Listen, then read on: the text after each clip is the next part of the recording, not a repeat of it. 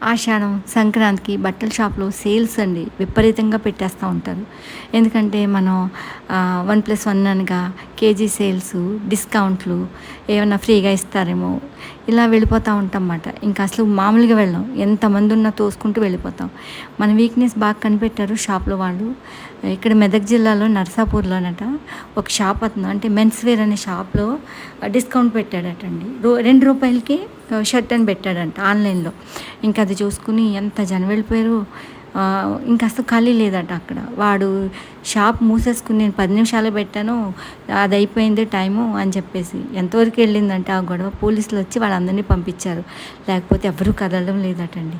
ఏంటండి మన వీక్‌నెస్‌లను కనిపెట్టి షాపుల వాళ్ళేమో ఇలాంటివన్నీ పెడుతూ ఉంటారు. మోసపోయి మనం పరిగెత్తుతూ ఉంటాం. ఇప్పటికైనా మానండి బాబు. ఎందుకండి ఈ ఆఫర్స్ అంటేనే మనం ఏదైనా కూడా ఆఫర్స్ మీద వస్తున్నాయంటే డిస్కౌంట్ అంటే ఎగబడిపోతున్నాం.